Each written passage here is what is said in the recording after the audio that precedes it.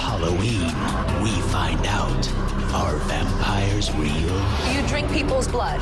Correct.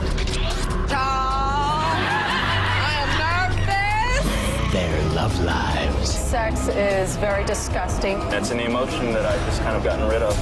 Their families. So who were you setting on fire? Well, that was my son. My son. An all-new Tyra starts now.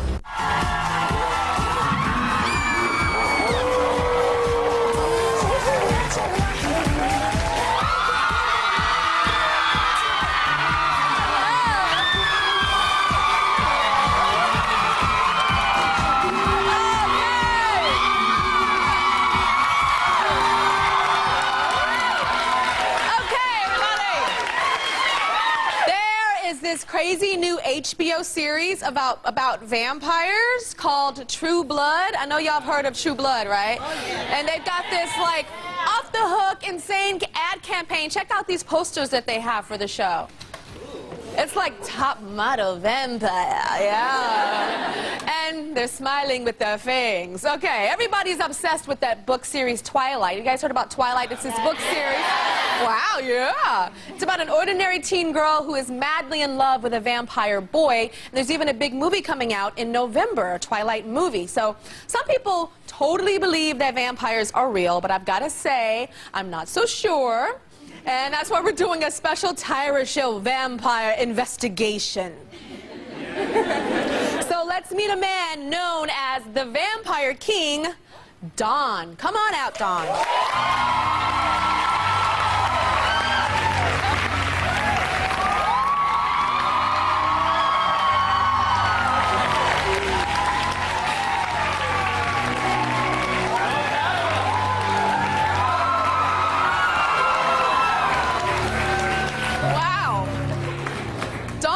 Come sit next to you, but I'm nervous. Me too. Oh my God, I'm gonna hug a vampire.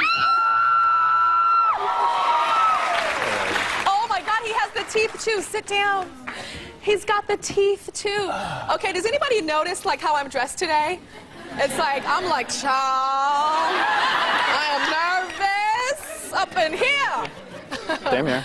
Oh, you're nervous too? Of course, you have a live studio audience. And you're nervous? Like, you have these fangs that can dig into my throat right now. Yeah, but usually I'm quite the hermit when I'm at home. So. Oh, you're a hermit? Yeah, quite a bit. Usually, I heard the Vampire King thing. Those who are in my circle usually call me the Emperor. But at the same time, I usually try to keep myself away from the regular energies of society and things like that. The regular energies. So that way I can focus on my studies. You know? Okay, so we're regular. Well, I wouldn't say regular. Like we're not vampires. Correct. You're a little boy and your teeth fell out. Did those teeth come in? Like how my molars came in? Let's see them. Did those come out like that? No, they're all filed out. They're filed out. But did they grow that long, or did you add something they're to added, it? Yes. There's a little bit added. Okay. So, gosh, I'm looking at you on the monitor. Put them on the face. Wow, you look scary. You look like that movie Vampire Lestat. Doesn't he? Yeah. Like, and sometimes, like, when people try to be vampires, they put, like, all the makeup on and stuff. Correct. I wanted to make sure that I reflected things in the correct atmosphere. But you don't even have the makeup on and stuff. You just have the face like a vampire. Natural. Okay. So sorry. Okay, let me get back to this. So, vampires are real? Yes, we are a real community that exists. The practice has been around for quite a long time. I should lead in to say that you have the Hollywood movies and things like that that actually cast a certain negative stereotype. We are, some of us actually have a religious faith, I guess you'd say. What's yours? I'm an eclectic. An eclectic would be someone who would... I thought he was going to say, I'm a Pentecostal. Well, if you were to define an eclectic, it would be a person who would study up on all the different main religions of the world to be able to get a higher perspective or understanding, I guess you say, of the higher being, that we all are connected to. And there's 3 different types of vampires. Yes, there is. Tell me about the first type. The first kind would be considered a blood feeder. The definition would be called a sanguinarian. And the sanguinarian, as they feed on the blood is a rudimentary means of being able to transform the life force energy, per se. So tell me, what's the second type? The second kind would be the psychic vampire, what we call Psi for short. And that would be a person who has pretty much gone away from the blood. Blood these days is considered a taboo subject, you know what I mean? And it's blood, you know? It's just blood. But at the same time, it's a transference of the life force energy without touching someone or just by laying of the hands and such. Okay, and then the third type is the hybrid, which means both. Yes. Which type are you? I am a hybrid. You're a hybrid. Correct. So you drink people's blood? Correct. Actually, let me expound upon that.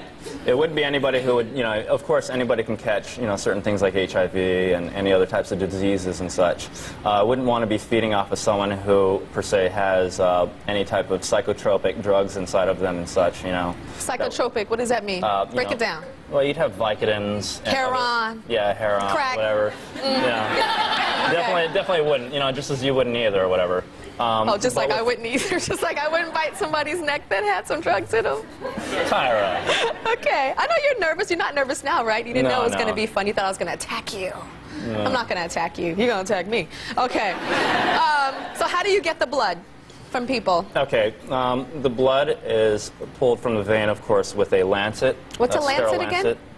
Some people in the audience might be familiar with it, especially if they've given blood, usually hooked up to like a tube. a needle, like a needle, lancet. Okay. And it's usually within the main veins and such. And pretty much we'd connect it over to an area, a receptacle or something like that. And like usually a we glass. just need and you put much the like blood a vial. into a glass. Okay, we're going to check out how Don feeds blood from humans. For Henry, drinking blood is on one level a part of his identity as a vampire.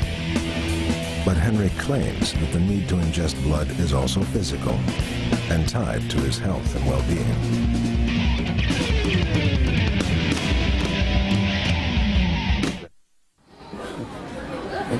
I was expecting that reaction.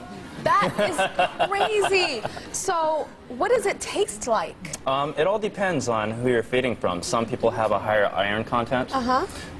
If you excuse my language here, but if you scare the crap out of somebody and they have a high amount of adrenaline in them, you can actually get an adrenaline high that is actually absorbed into it. So do you scare people first and then bite them? No, that'll be quite, you know, mean. I'm quite humane. Okay, you're humane, but you're not a human.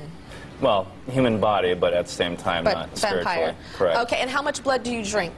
If I were to do a feeding, it would be about one vial. One vial of blood, One like vial when we go to the maybe doctor. 6 inches long. Okay.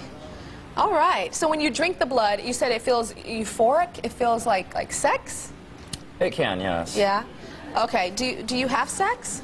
No, I don't actually. I'm celibate, believe it or not. No, So what do you mean you're celibate? I don't have sexual practices or anything like that. I don't have a need for it, really. It's quite human. It's an emotion that I've just kind of gotten rid of. I study mostly priestly activities these days, so... So you study priest activities? Yes, more on a spiritual edge, I guess you'd say. Okay. So are you ever horny? Not really. I have in the past, of course, but at the same time, I've moved my mind away from that. So you don't have sex. I would think that in that movie, in the TV show True Blood on HBO, the vampires are having a lot of sex. There is this one scene, I think it was either the first or second episode, and the vampire is having sex with this one lady, and he's going, like, it was so scary. That was quite entertaining. So scary. Now the clip that we watched was from National Geographic, all right? So you know, National Geographic is like real. You know, when you're a little girl and you see that on the coffee table of your mama's house, you're like, ooh, that's a real magazine. So it's not like a game. Do you sleep in a casket? No, there's a difference between a casket and a coffin. What's the difference? A casket is something that has been brought over from Europe, and it's usually the thing that has the two different sections. Okay. And it looks a lot more modern. There's my coffin right there. Oh, a coffin is one thing, one correct. top. Then that would be considered a toe pincher. That one right there is about 7 feet long, about 2 feet tall. That one was custom made for me. And you sleep in that? From time to time, it's considered a sensory deprivation chamber. So you don't hear anything, smell anything? Correct. Okay, what's this about all your birthmarks fell off? What does that mean? That's one of those things that just happens over time, especially through purification. I've done lots of purification practices. So the birthmarks fall off of your body? Yes. Okay, I have a birthmark on my neck. Get really close, Scott. Like, you have to get so close. There's a birthmark. So if I was a vampire, that would be gone? If there were certain practices that you did for certain cleanses, yes, purification.